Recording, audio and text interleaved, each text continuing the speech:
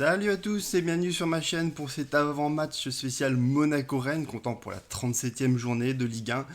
Plus que 2 journées avant la fin du championnat et 2 matchs importants pour déterminer si on jouera la Ligue des Champions ou l'Europa League. On a aussi la chance que Manchester United va jouer la finale de l'Europa League, donc potentiellement une place qualificative directe à la Ligue des Champions pour le troisième du championnat. Et du coup, pour essayer de finir devant l'Olympique lyonnais, notre poursuivant direct, ça passe par une victoire déjà ce soir contre le Stade Rennais, qui revient vraiment en forme en ce moment depuis qu'ils ont changé de coach et que Genesio est arrivé.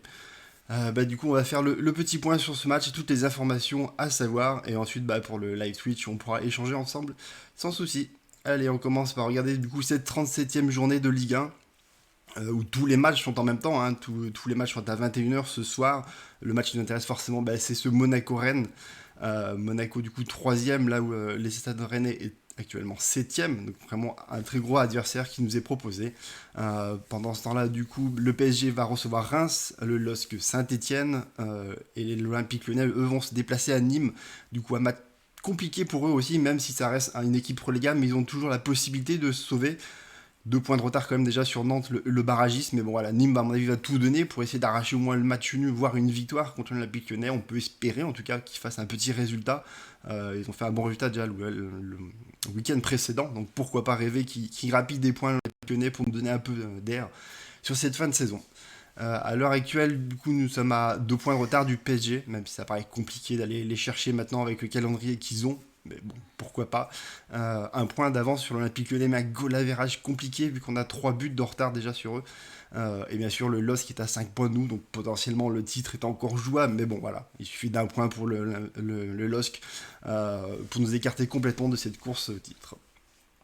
Les codes VBET, du coup, mon partenaire, vous pouvez le voir, donc vraiment très en faveur de l'AS Monaco, 1,68 la victoire. Je trouve ça assez bas quand même, sachant que c'est pour moi un adversaire assez compliqué, même si après, comme on le verra dans les statistiques, à domicile, on est plutôt souverain. Euh, donc on a des cotes qui peuvent s'entendre. Le groupe de l'AS Monaco que Kovac a annoncé hier soir, malheureusement, pas de bonne surprise. On aurait pu attendre plus de retours que ça. On en a déjà un avec Diatta qui avait été absent 6 matchs à cause de Covid. Il est en fin de retour, à mon avis complètement hors de forme, donc il ne faudra pas espérer voir grand chose lui, peut-être quelques minutes sur la fin de match. Mais en tout cas, voilà, c'est au moins un retour pour ces 3 derniers matchs très très compliqués qui nous attendent et très importants surtout. Malheureusement, on ne pourra pas compter, à mon avis, sur Jovetic et Diop, tous les deux toujours blessés. Donc ça va devenir compliqué, sachant que ça commence à faire pas mal de matchs qui sont absents. 6 aussi pour Diop, 5 pour Jovetic. Ce qui fait qu'ils sont aussi hors de forme et ça paraît compliqué sur des matchs tellement importants qui nous attendent en finale de Coupe de France et sur ce déplacement à Lens, de les voir jouer alors qu'ils seront pas en forme forcément et qu'on a besoin vraiment de joueurs à 100% sur le terrain. On peut noter aussi une nouvelle absence, celle de Pellegrini, qui était censé revenir de sa suspension, parce qu'il avait purgé ses 2 matchs de suspension, et pourtant il s'est fait mal au dos, a priori. Donc encore une blessure pour le jeune joueur italien, qui ne sera pas là pour soulager Ben Yedder et Voland, qui vont devoir encore faire tout le taf en attaque, et pas avoir de remplaçant direct, en tout cas pour ces postes d'attaquant de pointe. Concernant l'autre absence, c'est Goebbels forcément qui purge son 3e et dernier match de suspension. Parmi les joueurs qui n'ont pas été convoqués, on retrouve exactement les mêmes joueurs que d'habitude. Aïd Benasser, le jeune Milo, et pour les cages, forcément, c'est Mannone qui à domicile n'est pas convoqué. Concernant les potentielles suspensions, il reste 2 joueurs qui peuvent recevoir un match de suspension en cas de nouveau carton jaune. C'est Maripane et Fofana, en toute logique, hormis si la commission de discipline invente encore une nouvelle règle et se réunit encore une 3e fois dans la semaine. On sait jamais, parce que déjà qu'ils sont réunis une 2e fois pour regarder les matchs de Coupe de France. En toute logique, normalement, les suspensions sont reportées pour la première journée de Ligue 1 la saison prochaine, ou un potentiel trophée des champions, si on gagne la Coupe de France, ne sait-on jamais. Voilà, en tout cas, Badiachil, lui, a pas pris de carton jaune en match de Coupe de France, donc du coup, c'est bon, il n'est plus sous la menace des 10 matchs avec son premier carton jaune qui a du coup été effacé. Concernant le groupe de l'adversaire, je m'excuse en tout cas parce que j'ai pas trouvé du tout d'infographie de la part du Stade Rennais, ni même d'annonce officielle sur leur site ou sur leur compte Twitter du groupe qui était convoqué. Donc du coup, je vais faire un petit montage rapide ce matin pour vous annoncer le groupe, donc du coup un groupe vraiment très complet, parce que du coup si on en suit les médias, il y a 24 joueurs qui font le déplacement en principauté, donc 4 vont se retrouver en tribune, du moins c'est les infos qu'ont les médias, hein, ça se trouve il y en a que 20 qui ont fait le déplacement, en tout cas un groupe vraiment très très complet de la part des Rennais, une seule absence, c'est Jonas Martin qui est absent déjà depuis 5 matchs, du coup 12 matchs cette saison et beaucoup en tant que remplaçant, donc pas forcément une importance considérable sur le groupe rennais cette saison. En tout cas, voilà, ils ont vraiment toute leur force pour jouer contre nous. Parmi les joueurs vraiment à surveiller dans cette équipe, statistiquement, c'est Martin Terrier, l'attaquant, 9 buts, 7 passes décisives, donc vraiment un attaquant très très complet. Guirassi, 9 buts aussi, une passe décisive, donc qui normalement devrait être sur le banc. L'ailier Bourigeaud, 5 buts, une passe décisive, et bien sûr Clément Grenier, toujours là avec 4 buts et 3 passes décisives, même s'il aussi devrait être sur le banc. Concernant le gardien, du coup, c'est Gomis, 10e parmi les 22 gardiens qui sont classés statistiquement en Ligue 1. 71% d'arrêt pour lui, là où le compte est forcément toujours dernier avec moins de 60% d'arrêt. Les statistiques, et pour commencer, celle de l'AS Monaco. Monaco toujours souverain à domicile malgré la défaite contre l'Olympique Lyonnais, on reste la meilleure équipe à domicile avec un bilan de 11 victoires, 5 nuls et 2 défaites maintenant. On reste toujours aussi la meilleure attaque à domicile, on a quand même cartonné contre l'Olympique Lyonnais en marquant 2 buts aussi, donc on reste toujours avec ces 2,3 buts à domicile, la meilleure attaque. Défensivement on est un peu descendu, 4ème maintenant avec un but de moyenne encaissé par match, donc on reste assez souverain. Ça reste sur nos terres vraiment de très bons résultats. On va espérer du coup essayer de faire enfin un très bon résultat contre un gros, parce que les 2 derniers matchs contre Lyon et contre Lille, on n'a pas réussi malheureusement à récupérer 3 points sur ces matchs-là. Espérons le faire en tout cas contre les Rennais cette fois-ci. Concernant notre série, forcément elle est d'une défaite sur les 12 derniers matchs. C'est une défaite contre l'Olympique Lyonnais. Sur les 12 derniers matchs, il y a 10 clean sheets, donc on peut espérer du coup continuer sur cette solidité défensive. Même si sur les 2 derniers matchs, ça n'a pas été le cas. Non, il y a quand même le match de Reims où il y a eu un clean sheet entre les deux, entre Lyon et Rumilly. Voilà ce qu'on pouvait dire à domicile. On est plutôt, oui, je l'ai dit déjà, sur plutôt un bilan favorable. Voilà sur des stades de l'AS Monaco. Concernant les stades de notre adversaire, une équipe qui est 6ème à l'extérieur, avec un bilan de 7 victoires, 6 nuls et 5 défaites, donc assez mitigé, voilà, pas non plus une très très grosse équipe à l'extérieur, c'est plus à domicile qu'ils ont fait des bons résultats cette saison. 8ème attaque de Ligue 1 à l'extérieur avec 1,4 buts, par contre très bonne défense là aussi. 3ème meilleure défense à l'extérieur, 0,9 buts encaissés, donc voilà, très peu d'opportunités laissées à l'adversaire. Concernant le bilan uniquement de Genesio, du coup il est de 5 victoires, 2 nuls et 2 défaites, du coup 16 buts inscrits par son équipe et seulement 7 encaissés, donc vraiment un très très bon bilan depuis qu'il est revenu. La série en cours, du coup, il y a une défaite forcément contre Bordeaux sur les 8 derniers matchs, mais sinon, voilà, ça reste que des très très bons résultats. Même à l'extérieur, il reste, hormis cette défaite contre Bordeaux assez surprise, il reste sur 2 victoires et 1 nul. Donc, plutôt de très bons déplacements pour eux. Concernant les statistiques générales des 2 équipes, là on pourrait penser qu'avec Monaco est plutôt souverain et à domicile en plus serait largement devant Rennes, et non, pourtant c'est les Rennais qui sont quasiment dans toutes les disciplines statistiques meilleures que nous. Là où on tire, du coup, on est quand même la 5ème équipe à plus frapper en Ligue 1. Eux, ils sont quand même 3ème, donc devant nous, ça frappe plus souvent que nous, comme vous pouvez le voir, une frappe en moyenne de plus que nous. Défensivement, on est toujours l'équipe qui laisse le moins d'opportunités à l'adversaire, avec le moins de frappes, toujours inférieur à 9 frappes par match.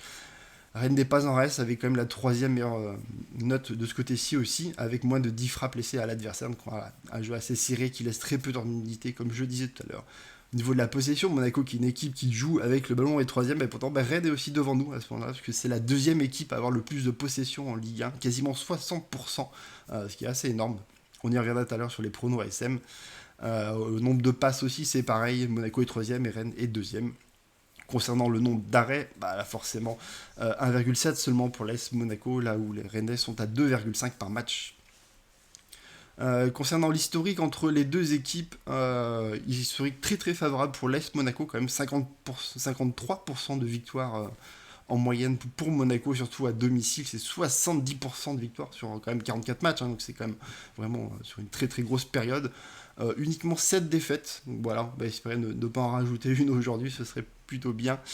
Par contre, le bilan depuis 2013, depuis qu'on est revenu en Ligue 1, il n'est pas forcément bon si on regarde uniquement la Ligue 1, parce qu'il y a eu quand même des matchs de Coupe de la Ligue et de Coupe de France contre les Rennais. 5 victoires, 5 nuls, 4 défaites. Bilan quand même très très mitigé pour nous. 2,8 buts en moyenne par match, donc vraiment un match où il y a pas mal de buts généralement contre les Rennais. Mais surtout, si on regarde les derniers matchs, c'est seulement une victoire sur les 6 derniers matchs, c'est très très très peu. Donc voilà, espérons qu'on aille chercher quand même la victoire. Parce que historiquement, sur ces dernières années, ça nous réussit pas trop de jouer le Stade Rennais. Concernant les médias et surtout du coup les compositions d'équipes qui ont été proposées par le Nice Matin et par l'équipe, c'est exactement les mêmes des deux côtés. On retrouve les mêmes deux acteurs de part et d'autre.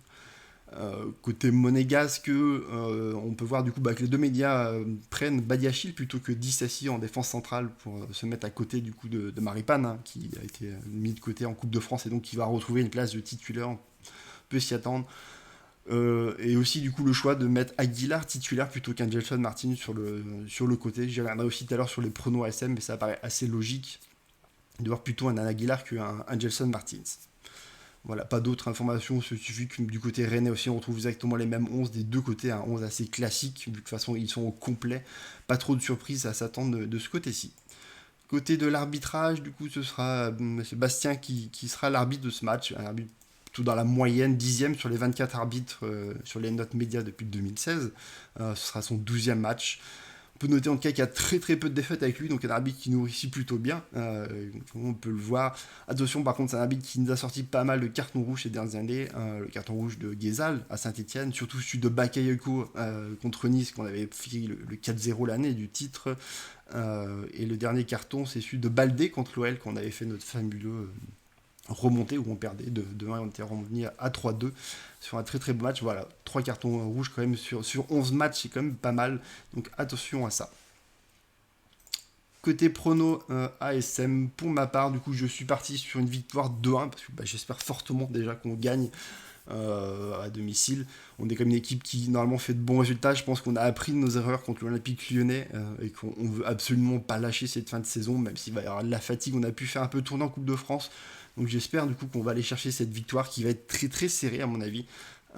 Offensivement, on est très très fort en ce moment, donc je pense qu'on arrive à trouver les solutions, même si Rennes est une très bonne défense et qui nous laissera très peu d'opportunités. On sait que défensivement on est un petit peu moins bien ces temps-ci et je pense que les Rennais qui tournent très très bien sauront trouver aussi la faille pour nous inscrire un but. Donc pour ça que voilà, je pars plus sur un 2-1 que sur un nouveau clean sheet comme ça a été le cas sur le dernier match, on l'a bien pu le voir contre l'Olympique Lyonnais.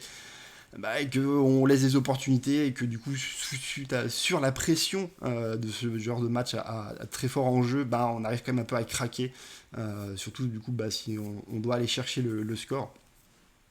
Donc voilà, pour moi un petit 2-1. Concernant le 11 de départ, forcément on retrouve le compte dans les cages. Pour la défense, je pars plutôt sur un Badiachil qui a un Dissassi, tout bonnement parce que Badiachil a été mis au repos en Coupe de France, la logique voudrait qu'il revienne. Dissassi a enchaîné déjà 2 matchs de suite aussi, donc avec la rotation qu'il avait habituellement fait en défense, ça paraît plus logique que ce soit Badiachil.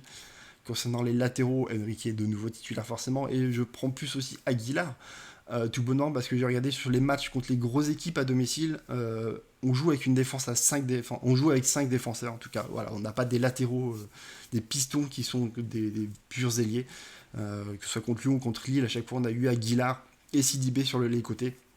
Donc je m'attends à retrouver exactement le même schéma. La doublette du milieu, forcément, on retrouve les mêmes. Et devant, pour moi, Golovin sera titulaire avec Voland et Ben Yedder. Voilà, je m'attends pas forcément à trouver un Gelson Martin titulaire, mais ça peut être en tout cas un des joueurs surprises qu'il peut y avoir sur ce match-là avec Dissassi. Concernant les deux questions, donc, est-ce que l'AS Monaco aura plus de 55% de possession? Pour moi, non, et même on sera largement en dessous, parce que comme je l'ai dit, si Monaco est une équipe qui a énormément la possession, 55,5 de moyenne, Rennes est à 54,2 de moyenne à l'extérieur.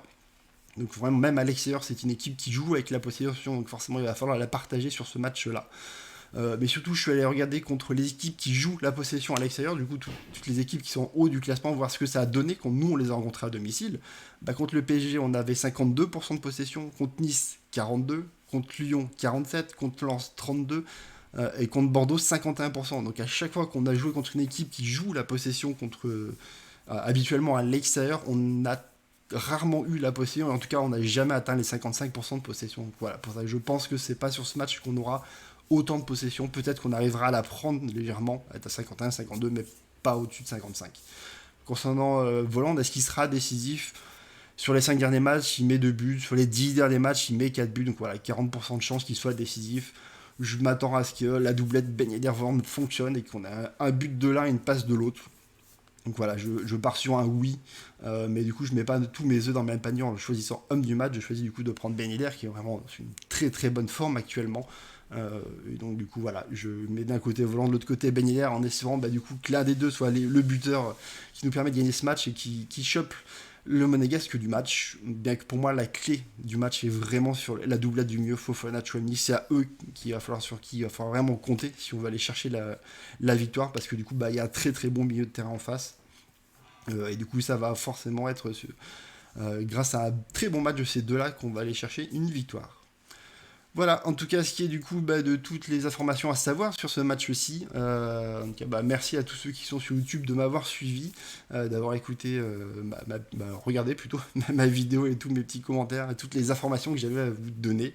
On arrive bientôt à la fin du coup de cette saison, il m'en reste plus beaucoup à faire. En tout cas, ça m'a fait très très plaisir de voir que tout au long de la saison, il y a plus de monde qui me regarde et qui me laisse des petits commentaires, qui s'abonnent à ma chaîne, qui mettent des petits pouces bleus, c'est très très sympa. Idem sur Twitch aussi, ça fait très plaisir aussi de voir qu'il y a beaucoup de monde qui reste derrière pour discuter avec moi, c'est toujours plaisant. Voilà. Donc bon match à tous, bien sûr, je vous rappelle qu'il y aura un débrief avec Radio Diagonale. Cette fois-ci, je devrais y être normalement, il ne devrait pas y avoir d'annulation de ma part au dernier moment. Donc voilà, je donne rendez-vous ce soir après le match pour le débrief sur la chaîne Twitch de Radio Diagonale. Bon match à tous et à très très vite.